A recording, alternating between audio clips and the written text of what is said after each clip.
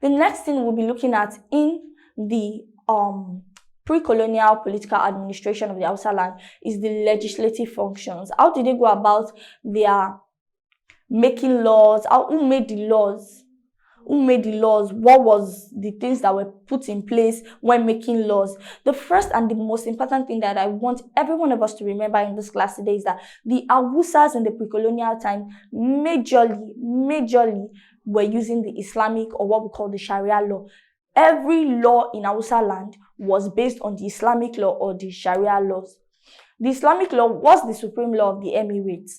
Anything not related to Islamic law was not used in matters where the Islamic law had a say, but in matters that were not covered by the Islamic laws, because the Islamic laws mainly covered civil matters, issues that were relating to civil issues was what the Islamic law covered. So issues that were not covered by the Islamic law, the emir had the capacity to make laws on matters as such, on matters that are not covered by Islamic laws. So Islamic law was the supreme law in the pre-colonial Hausa times, only in situations that the Islamic law, only in situations where Islamic law does not have a say on that issue, on that matter.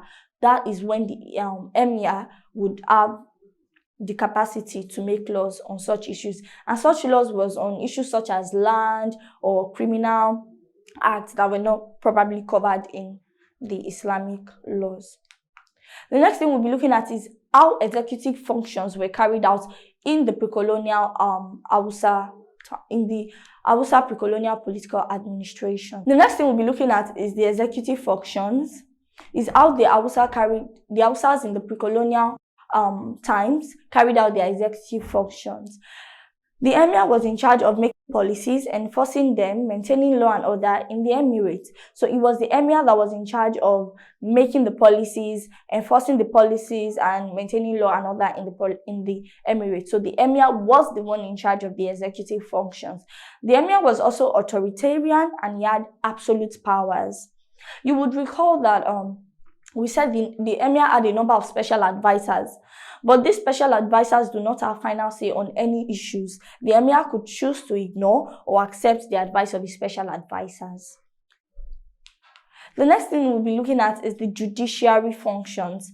The judiciary function was based on Sharia laws. So we said that the legislative functions, every law made in the Hausa land was based on the Islamic or the Sharia law. So the punishment was also based on the Islamic laws or the Sharia laws. So the judiciary administration was based on Sharia laws. These laws were administered by people we call the Al-Khali judges. The Al-Khali judges.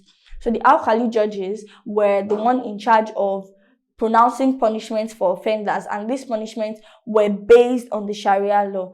At times, cases that were not too serious, cases that were probably involving that were not too serious, or they were not considered as something that should be taken to the court, or something that the Al-Khali judges would have to meditate, would have to, or something that was not necessary for the Al-Khali judges to be involved in. These minor cases were passed to the village heads, and they were usually settled by the village heads. Criminal and land cases were usually referred to the emirs because Sharia laws dealt mainly with civil cases. I already said this earlier when we looked at the legislative functions. So criminal and land cases which are not covered in the Sharia law was referred to the emir, and the emir had capacity to make laws on issues as such. The next thing we'll be looking at in the pre-colonial political administration of the Hausa land is the type of administration. And the type of administration back in the pre-colonial Hausa times was a highly centralized administration. The emirate was a highly centralized one. There was no clear separation or division of power. We said earlier that the emir had special advisors, and that he could choose to accept or ignore the advice of the special advisor, even the waziri did not have a say. He could only say, yes, sir, this is how it should be. The emir could say, no, I don't want it like that. Yes, I want it to be like that. He had absolute power. There was no separation of power. There was no clear division of power. The emir possessed almost all the powers. Another thing about the administration, the pre-colonial administration of the Hausas, is that there was no clear system to check the excesses of the emir. There was no system of check and balance. There was nothing in place to check the excesses of the power of the emir. So the emir could do as he wished, regardless of the feelings of the people, regardless of if what he was doing is right or wrong. He had absolute power, and nobody could check the excesses of the power of the emir. The emir was also an authoritative leader.